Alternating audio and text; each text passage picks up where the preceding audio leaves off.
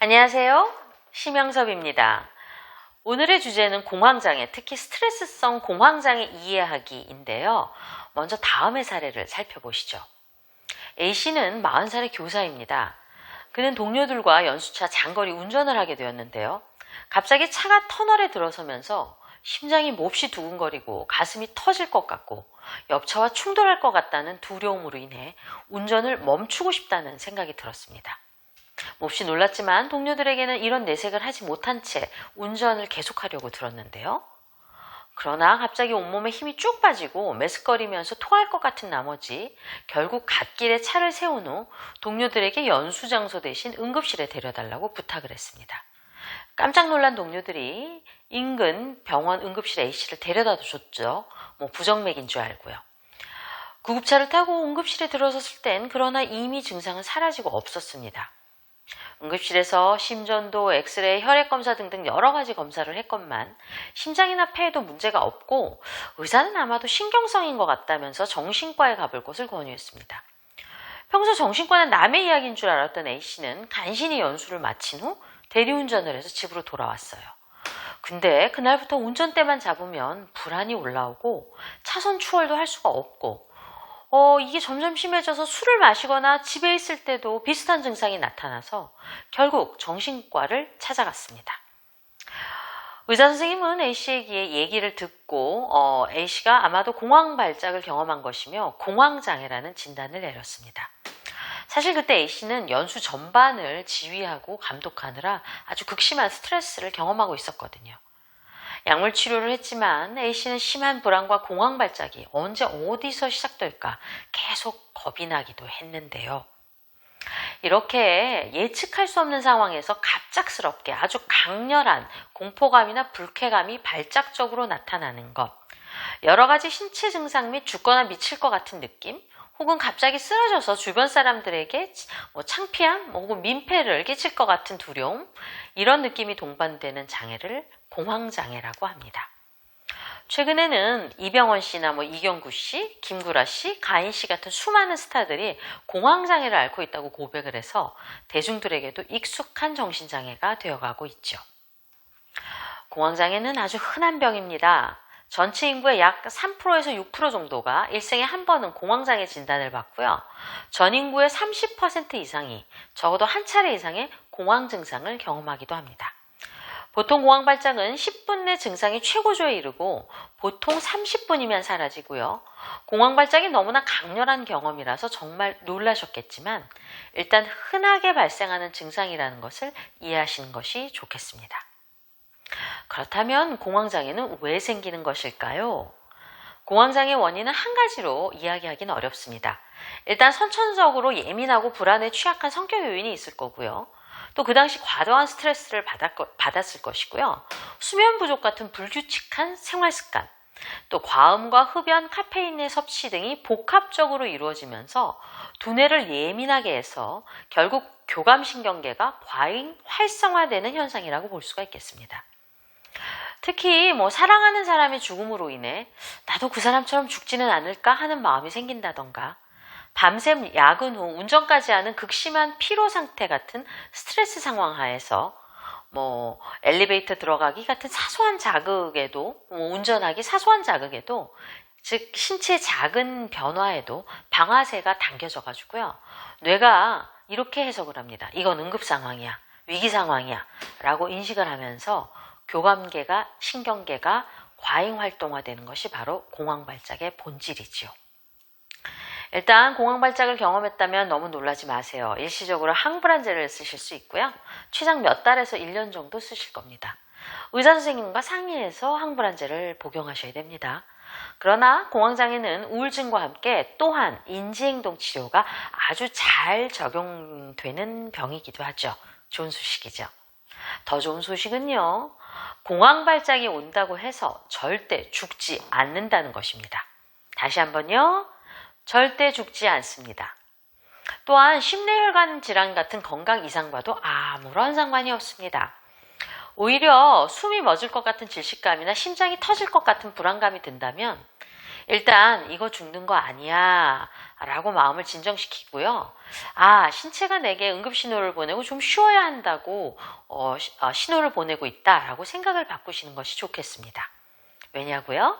그것이 사실이니까요.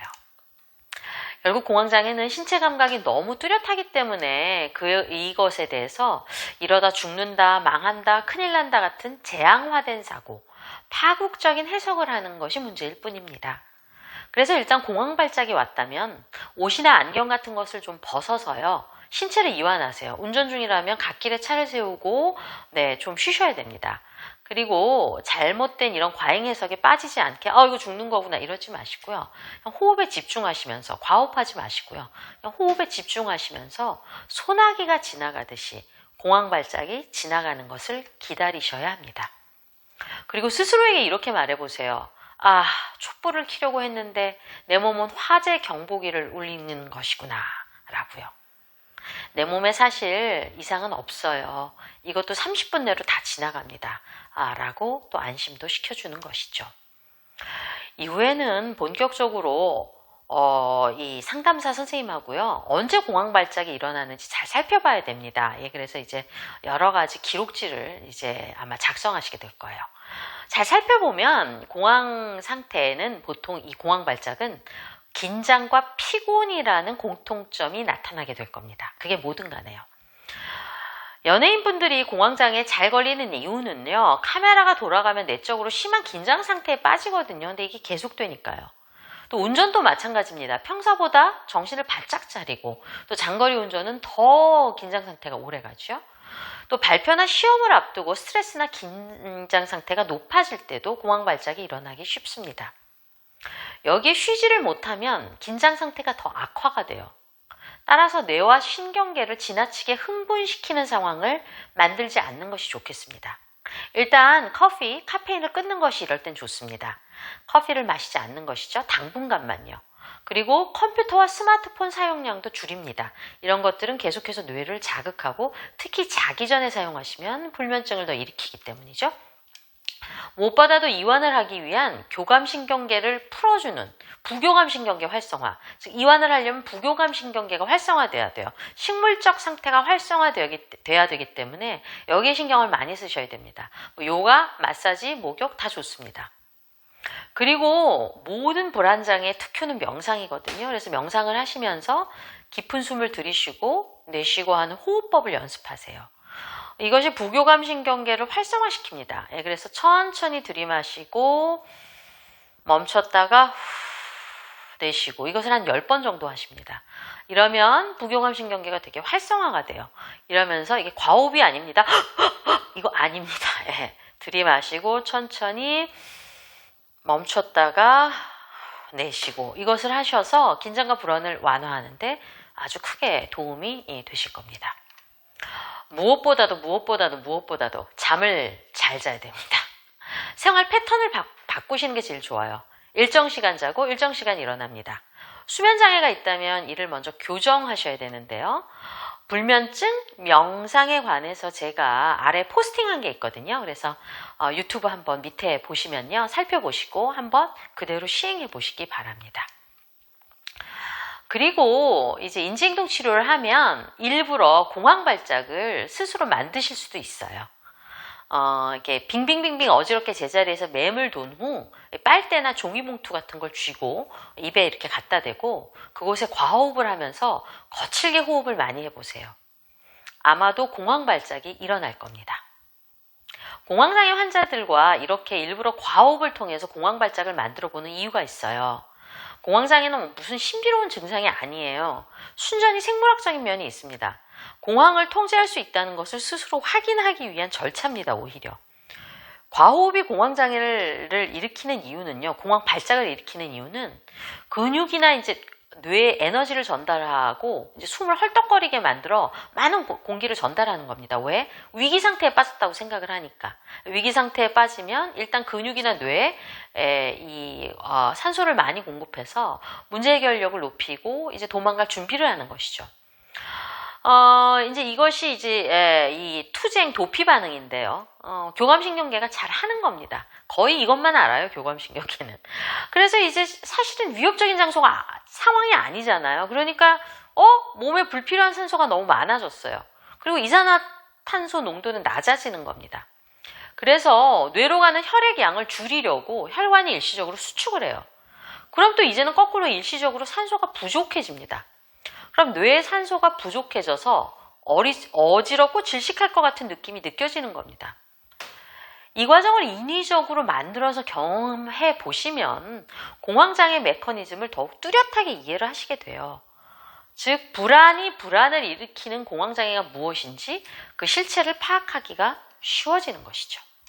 그래서 이제 이런 일들을 이제 인지행동 치료를 하면서 사실 다 해보는 겁니다. 물론 상담가 선생님과 같이 하시는 게 가장 좋아요. 저는 이제 25년 전에 백병원에서 이제 임상심리학으로 이제 레지던트 할 때요. 이 최영희 선생님을 이제 도와서 공황장애 매뉴얼도 번역도 하고 많은 공황장애 환자들을 만나서 치료 경험을 한 적이 있거든요. 그럴 때 경험상 우울증보다 공황장애 치료가 더 수월하고 치료 성과도 좋았어요. 그래서 이 병은 공황장애를 알고 이해하는 것이 이미 50% 정도 치료를 하고 들어간다고 생각하시면 될 것 같습니다. 도둑, 강도 뭐 이런 불안한 상황에 직면하면 인체가 경고 신호를 보내는 것은 당연하겠죠.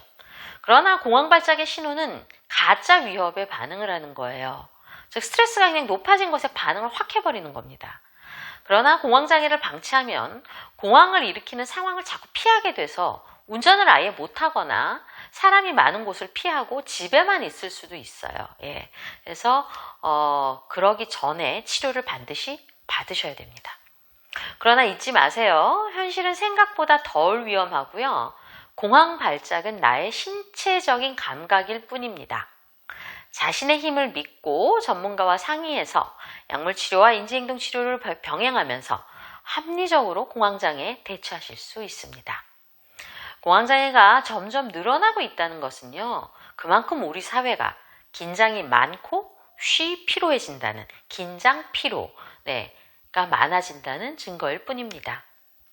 자신의 힘을 믿고 서서히 인지적으로 행동적으로 공황을 이해해 보세요. 어느덧 조금 공황 발작이 와도 자신의 공황을 지켜보고 예전에 환자분이 그러셨어요. 요즘은요 선생님 이거 지금 인지행동 치료 받으면서요 얘가 또 나한테 오네? 이렇게 됐어요. 옛날엔 너무 압도적이고 무서워서 죽는구나 그랬는데요. 그래서 공황을 이렇게 살펴보고 지켜보고 그 상황을 잘 대처해서 흘러가게 하시고요. 또 푹 쉬셔야 됩니다. 푹 쉬고 운동하고 잠자고 갑자기 또 그렇다고 그래서 갑자기 나 퇴직할래 이러지 마시고요. 좀 푹 쉬시고요. 운동하고 또 잠 잘 자고 이 생활 패턴 변화가 되게 필요해요. 그래서 이 변화를 통해서 보시면 공황과 멀어진 또 다른 나를 꼭 발견하시게 될 겁니다.